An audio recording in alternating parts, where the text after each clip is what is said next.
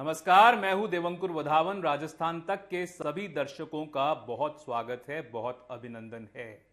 जहां एक तरफ राजस्थान में एक निर्दलीय उम्मीदवार चर्चाओं और विवादों में घिरे हुए थे, तो वहीं दूसरी तरफ एक और नेता जो कि निर्दलीय चुनाव लड़कर विधायक चुने गए थे, उनको लेकर चर्चाएं गर्म हो गई हैं। जी, मैं बात कर रहा हूं रविंद्र सिंह भाटी की। रविंद्र सिंह भाटी के खिलाफ एफआईआर दर्ज हो गई है। क्या है पूरा मामला बताऊंगा नरेश मीणा और रविंद्र सिंह भाटी की बातें।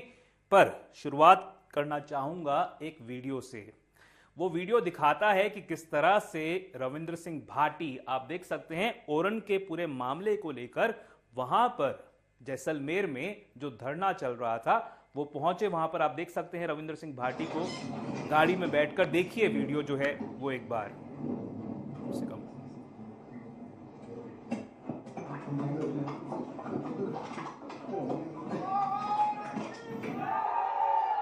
ये रविंद्र सिंह भाटी पहुंचे हैं धरना स्थल के पास। गाड़ी से उतरते हैं, ड्राइविंग सीट से उतरते हैं और उतरकर सीधा पुलिस वाले के पास जाते हैं। पुलिस वाले से इनकी क्या कुछ बातचीत होती है, देखिए।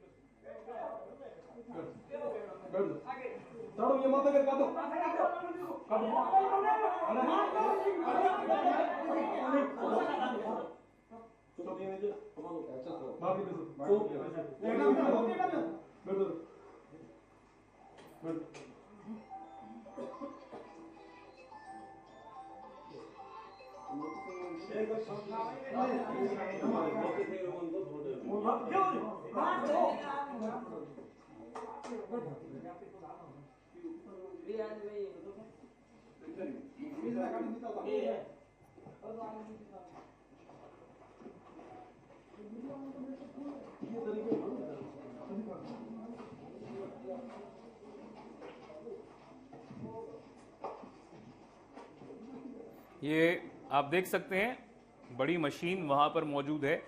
क्या पूरा मामला है मैं बताऊंगा वीडियो के बाद।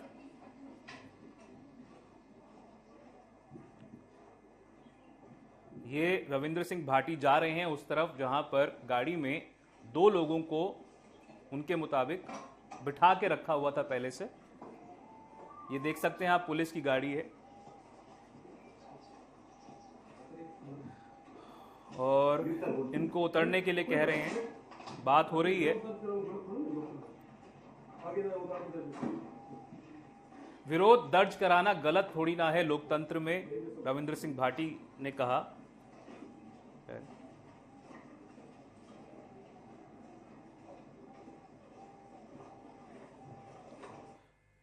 अब ये वीडियो जो आपने देखा, ये वीडियो वहीं खत्म हो जाता है।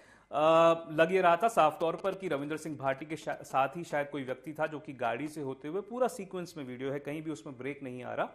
वो वीडियो बताता है कि जिस तरह से कई गांव वाले जो पहले से विरोध कर रहे थे, कई दिनों से वहां पर विरोध चल रहा था और विरोध इस बात को लेकर था कि ओरन, जो कि वहां पर जमीन होती है जहां पर वो खेजड़ी के नाम के जो पेड़ होते हैं वो उगते हैं, पौधे उगते हैं, जिनको कई कई साल, जानकारी के मुताबिक 40-50 साल से ज्यादा लग जाते हैं उगने में।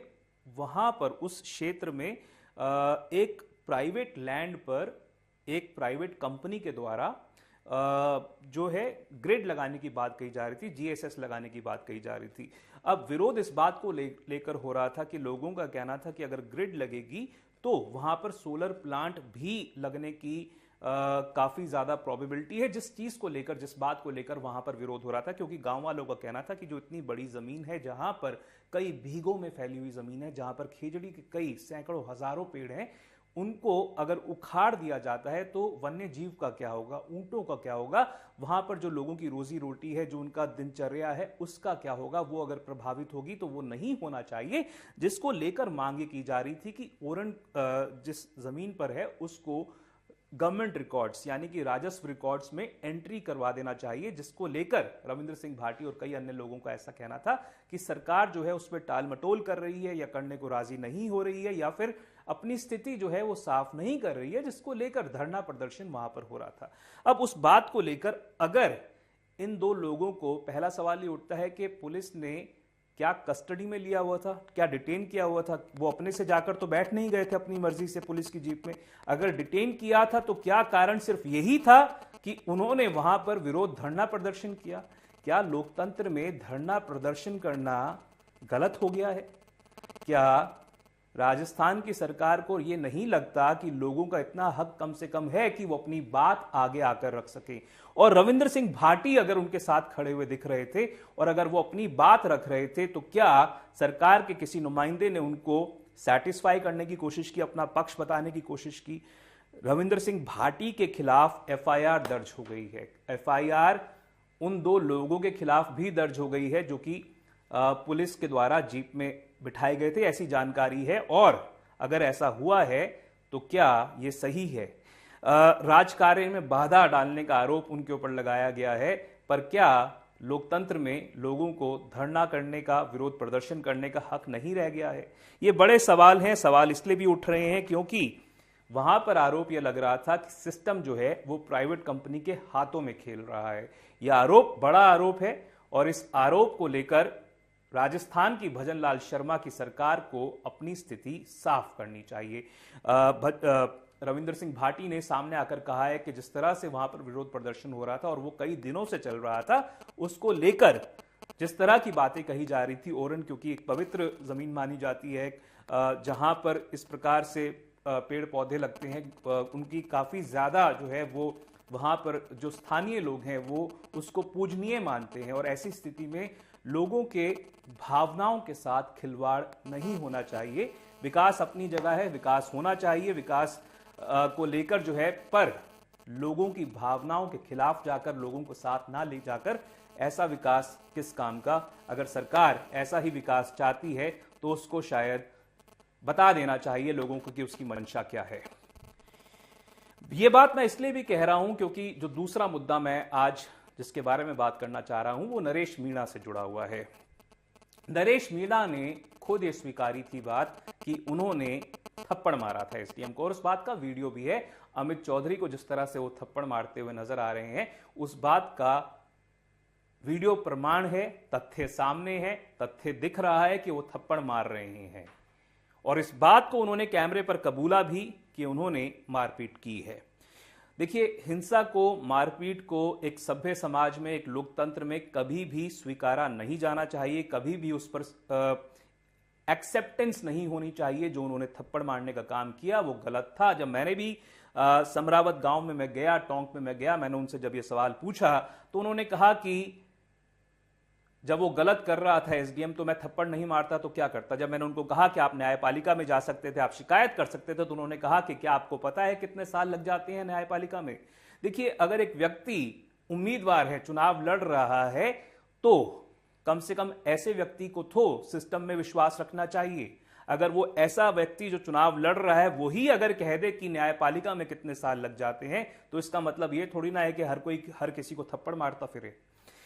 पर जो कुछ वहां पर एसडीएम के साथ उन्होंने हिंसा की वो बिल्कुल गलत थी। जो कुछ पत्रकारों के साथ हुआ वो बेहद निंदनीय, बेहद गलत था। वो पत्रकार जिनको मैं जानता हूं, व्यक्तिगत तौर पर जानता हूं, अच्छे से जानता हूं, अजीत सिंह शेखावत एक बेहद कर्तव्यनिष्ठ, बहुत हार्ड वर्किंग जर्नलिस्ट हैं। फील्ड में उनसे कई बार मुलाकात हुई है और कई लोग ऐसे हैं जो कि उनके लिए प्रमाण दे सकते हैं, उनके बारे में अपना वक्तव्य दे सकते हैं कि कितनी साफगोई वाले व्यक्ति हैं दोनों। अजीत सिंह शेखावत और धर्मेंद्र कैमरा पर्सन के साथ जो कुछ हुआ फील्ड में वो कतई नहीं होना चाहिए था। उस पर सरकार को भी अपनी स्थिति साफ करनी चाहिए। क्या अभी तक आरोपियों को पकड़ा गया है? जिस तरह से अजीत सिंह ने बताया कि एक भीड़ उनकी तरफ उमड़ी और जिस तरह से उनके साथ, दोनों के साथ जानलेवा हमला हुआ है, वो बेहद गलत, बेहद निंदनीय।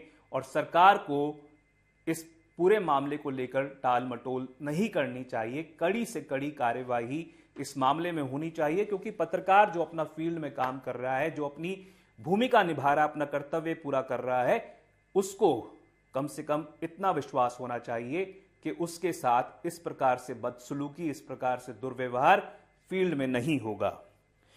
पर मैं इस पूरे मामले को लेकर राजनीति जिस तरह से हो रही है उस बारे में भी बात करना चाहूंगा। विपक्ष के नेता हैं अशोक गहलोत, पूर्व मुख्यमंत्री हैं। उनका एक बयान सामने आया है जिसमें वो पूछ रहे हैं कि नरेश मीणा तो कांग्रेस के नेता थे, वो किसके शह पर चुनाव लड़ रहे थे? क्या बीजेपी की शह थी? क्या अशोक गहलोत दबे स्वर में एक बार फिर से सचिन पायलट की ओर इशारा कर रहे हैं? क्या अशोक गहलोत जब पूछ रहे हैं कि कैसे नरेश मीणा ने निर्दलीय के तौर पर चुनाव लड़ने का फैसला किया, ये कहने की कोशिश कर रहे हैं कि ये व्यक्ति तो सचिन पायलट का करीबी था, फिर कैसे ये चुनाव लड़ने को उतारू हो गया? अरे अशोक गहलोत जी, इस समय तो कोशिश ये होनी चाहिए कि कांग्रेस, और सवाल पूछे जाने चाहिए कि क्या कांग्रेस ने अपनी फैक्ट फाइंडिंग टीम समरावत गांव में भेजी है? 13-14 तारीख का जो मामला हुआ, जिस तरह से आगजनी हुई, जिस तरह से उपद्रव हुआ, किस तरह से बवाल मचा, वहां पर औरतों और महिलाओं ने, लड़कियों ने यह आरोप लगाए हैं कि पुलिस वालों ने घरों में घुस घुस कर मारपीट की है, बच्चों के साथ मारपीट की है, लड़कियों महिलाओं के साथ मारपीट की गई है। क्या विपक्ष ने अभी तक अपनी फैक्ट फाइंडिंग टीम वहां पर भेजी है यह पता करने के लिए कि सही में हुआ क्या? क्या अलीगढ़ में अपनी टीम भेजी गई है कि वहां पर पत्रकारों के साथ किसने मारपीट की? अगर नहीं भेजी तो क्या विपक्ष सो रहा है? क्या विपक्ष केवल खाना पूर्ति कर रहा है? यह इतना बड़ा मामला है कि भजनलाल शर्मा की सरकार को जवाब देना चाहिए। अगर यही मामला कांग्रेस के वक्त हुआ होता तो बीजेपी ने जिस कदर इस मामले को उठाया होता, क्या कांग्रेस उस तरह इस पूरे मामले को उठा पा रही है? ये बड़े सवाल हैं। सवाल इसलिए भी उठ रहे हैं कि क्योंकि ना केवल सरकार को पर विपक्ष को भी अपने गिरेबान में झांकने की जरूरत है कि क्या वो अपनी भूमिकाएं निभा रहे हैं। मैं चाहूंगा कि वो वीडियो दिखाऊं मैं। ये देख सकते हैं आप, ये लड़की जो है,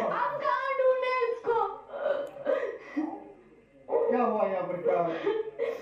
यहाँ पे बढ़िया चल रहा था, लेकिन लोग वो खाना खाने लगे तो उधर से पुलिस आएगी हंगामा करते हुए, तो मारपीट करते हुए आएगी, तो कोई अचानक क्या कर सकता है? तो लोग बचाने के लिए घरों में घुस के तो घरों को तोड़ दे। देखो घरों की हालत। आज तक के टोंक संवाददाता मनोज तिवारी ने ये वीडियो भेजा है। आप देख सकते हैं किस तरह से बच्ची रो रही है। बेकसूर लोगों को लेके उठा के यहाँ से, जिनका कोई कसूर नहीं था, सिर्फ देखने के लिए आए थे। सबको शौक रहता है देखने का। ये एक अन्य वीडियो मैं चाहूंगा आप देखें। ये महिला को आप सुन सकते हैं।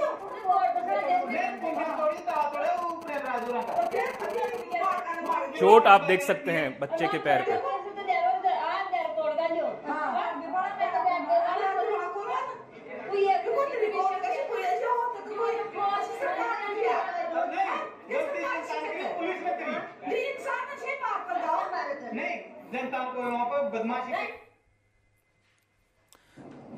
रोक दीजिए।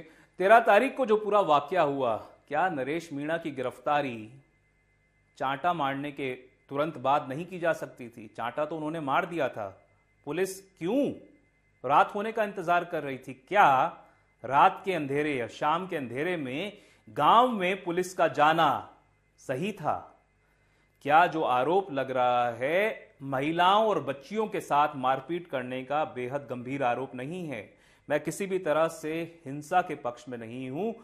वो नरेश मीणा ने अगर की तो वो गलत थी, अगर पुलिस और सिक्योरिटी फोर्सेस ने अगर वो की, आम बेकसूर लोगों के खिलाफ, महिलाओं और बच्चियों के खिलाफ, जिनका नरेश मीणा थप्पड़ कांड से कुछ लेना देना नहीं था, तो वो भी गलत था। तो जहां एक तरफ नरेश मीणा की गिरफ्तारी हो चुकी है, उसको 14 दिन की न्यायिक हिरासत में भेजा जा चुका है, तो वहीं दूसरी तरफ पुलिस की भूमिका, जिसको संदिग्ध कहा जा रहा था, उसके खिलाफ भी जांच होनी चाहिए, उसके खिलाफ भी फैक्ट फाइंडिंग होनी चाहिए, तथ्यों को पता करना चाहिए कि क्या सही में पुलिस ने बेकसूर लोगों के साथ इस कदर मारपीट की है, जिस प्रकार से ग्रामीण लोग वहां पर कह रहे थे।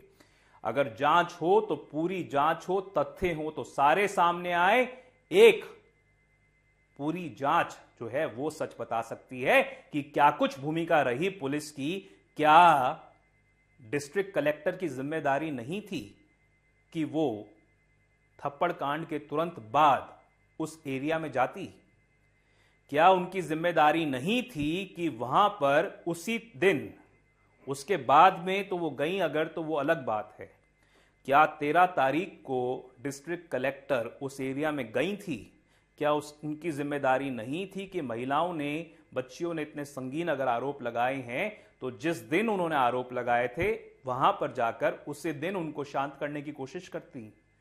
अगर इस पूरे मामले में नरेश मीणा आरोपी है तो मेरा यह मानना है कि जांच पुलिस और प्रशासन के जो लोग हैं जिनकी भूमिका संदिग्ध घेरे में है, तो उनकी भूमिका की भी जांच होनी चाहिए। जांच होनी चाहिए पूरी तरह से, नहीं तो भजनलाल शर्मा की सरकार के ऊपर जो आरोप लग रहे हैं, जिस प्रकार से बर्बरता की गई पुलिस प्रशासन के द्वारा, जिस प्रकार से लॉ एंड ऑर्डर व्यवस्था चरमराने के आरोप लग रहे हैं, भजनलाल शर्मा की सरकार को फिलहाल जवाब देते लग ये रहा है कि बेहद मुश्किल का सामना करना पड़ रहा है।